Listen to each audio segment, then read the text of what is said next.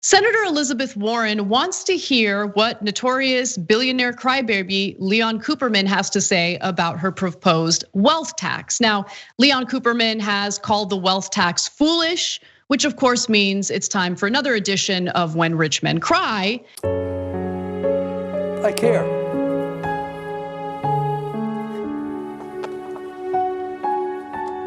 That's it.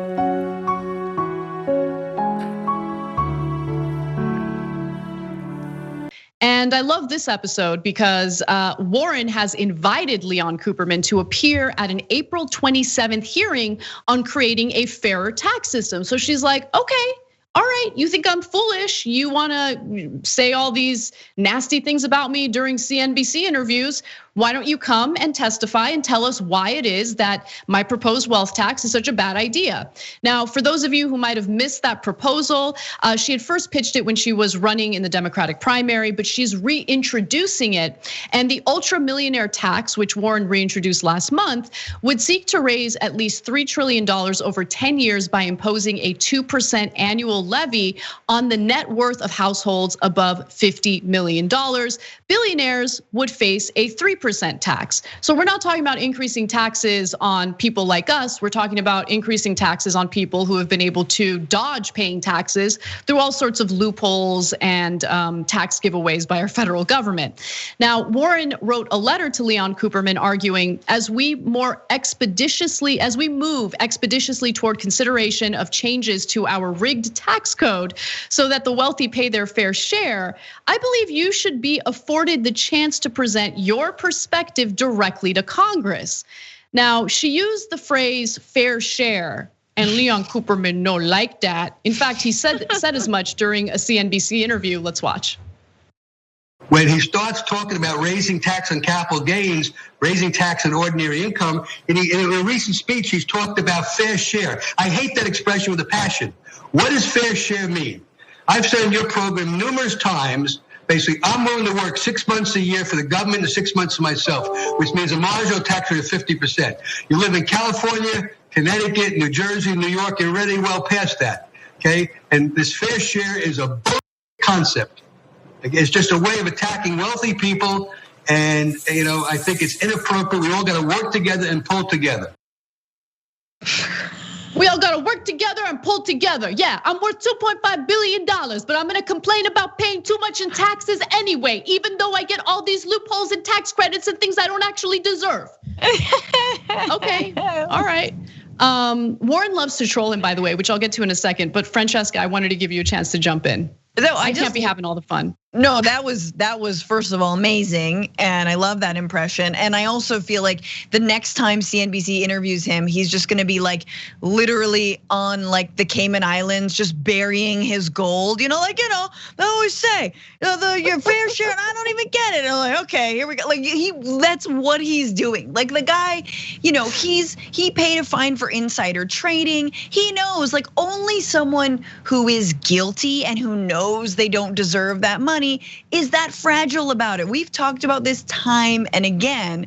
And obviously, look, I wish Biden would jump on to Elizabeth Warren's tax plan and taxing the ultra wealthy. That would be huge. And I think, there's a lot of analysis right now that is like, Biden can only skirt so long and go so long without actually tackling corporate greed and greed of the ultra wealthy. He's trying to sort of say that nothing will change, everything is okay, we can totally pay for all this infrastructure, but no, you need the money.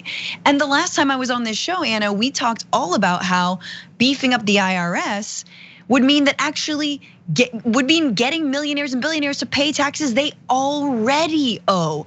Something like $10 trillion, right? Like huge amounts of money. So we don't even know what Leon Cooperman already should be paying. Like we don't know everything we should be getting from him, but he's mad anyway. I love him. Yeah. There was this new analysis out that showed that because of the IRS being underfunded, and that usually leads to them focusing most of their energy on easy audits on people who are typically not wealthy. Wealthy people are able to skirt about $1 trillion in taxes a year. So yeah, it is a massive amount of money, and it's just, and we're talking about taxes that they should be paying even under our broken tax code that gives them all sorts of goodies and favors, okay? Right. But after he did that interview, Warren's been trolling him, which I will admit I've been enjoying it because she's right on this issue. There should be a wealth tax, and you're absolutely right about Biden. I mean, Biden wasn't even willing to increase the corporate tax rate to what it was prior to Trump cutting it from 35% to 21%. Biden has proposed a 28% corporate tax rate, and now it looks like he's not even really gonna fight for that. The end result is likely gonna be a 25% corporate tax rate. But in regard to Warren's trolling during an interview with, so after he did some of these interviews with CNBC, basically calling Warren's tax plan foolish and all that, she put out a mug as part of her campaign merchandise that said billionaire tears. So you'll be drinking billionaire tears. He didn't like that. During an interview with CNN Business, Cooperman called Warren, then a Democratic presidential candidate, a superficial, nasty hater. Like, you're a grown man. I think it's weird when grown men use the word hater, but okay. And urged the public not to fall for this political charlatan. Nonetheless, Warren also included in her letter to him, the opportunity will allow you to fully air your views, not merely in front of the financial news audience where you often express them, but before the entirety of the American people. And I do want to give you another taste of how Warren loves to troll this guy, because it's grade A. It's a lot of fun. Let's go to our next video.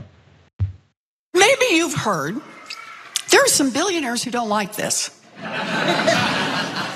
Yes, they've been interviewed on TV, I've noticed lately. But so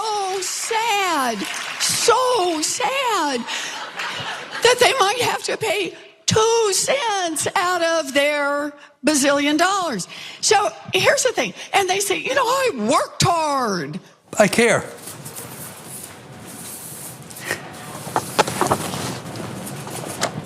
That's it.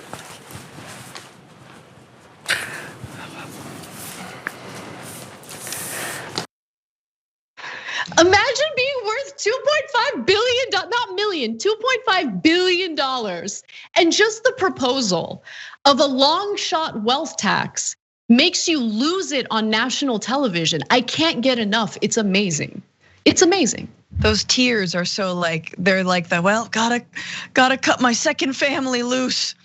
I don't know how Clarissa's gonna deal with all this. I don't know why I said Clarissa. I feel like that's a second family wife name, but gotta say goodbye to, or it's his boat, Clarissa, whichever. There's a Clarissa in there somewhere. The point is that, yeah, he can definitely afford it. And I disagree with Elizabeth Warren on a lot of things, but watching her do like a hot 5-minute set about like billionaires, I'll go for like I'll get tickets to that show. I'll watch her just sort of like troll them. And it's true though, he should sit in a hearing. If he has something legitimate to say and add, which apparently according to CNBC, he does because he's got money. Never really understood that. Hedge fund had to pay a fee for insider trading. Okay, still gonna put him on TV? Okay, cool. But like, then yeah, put him in front of Congress to have him suggest something else. My guess is he doesn't want that because he doesn't want any more scrutiny into his own finances than there's already been. I would have thought the same, but he is genuinely considering it, and I hope he does testify. Look, whatever you think about Elizabeth Warren, put it off to the side. I agree with you, Francesca. There are certainly things that I disagree with her on. When she backed away from Medicare for All during the Democratic primaries, I was not pleased by that. But her moment to shine is really during these hearings where she gets to ask difficult questions to people in the financial sector. Just this past weekend, I rewatched how she grilled Timothy Geithner following the 2008 economic collapse. And I mean, she just like sliced and diced the guy. He was like tripping up. It was a sight to see. I highly recommend you guys check out that video. But Cooperman, a longtime hedge fund executive whose net worth Forbes pegs at 2.5 billion, told CNBC he's a bit suspicious about the invitation, but is nonetheless considering testifying anyway. Please testify, please. Oh, will he cry, Anna? Do you think he'll save some tears just for the mic? Bring extra hankies, give a loud like, Listen, really as a man who's good at failing upward, I'm very interested to see him flailing upward, which is likely going to happen during that testimony. It's going to be wonderful. So stay tuned for that. Hey everyone, as you all know, coronavirus has been pretty devastating for people's personal finances. The inaction in Congress or the very little relief that was provided by Congress, unfortunately, didn't do much to help small businesses that were really, really hurt by being forced to shut down in order to slow the spread of coronavirus. There are 100,000 small businesses that have been closed since the pandemic began. Some of you might feel helpless, but luckily there's this wonderful initiative known as the COVID Rescue Fund. So all you need to do is go to covidrescuefund.org and you'll learn more about how you can donate or how you can vote and promote your favorite small business. And really the whole point here is to offer generous grants to help these small businesses. The COVID Rescue Fund crowdsources up to $100,000 for each individual grant. So we're not talking about a small amount of money. You know, I've seen small businesses in my community shut down, and these are small businesses where I had relationships with the owners, and to watch them lose everything that they've worked so hard for has been absolutely heartbreaking. I really wanted to do something then, and I'm happy to see that there's an initiative that could help people get involved now. Go to covidrescuefund.org and donate. Let's come together and bring back as many small businesses as possible.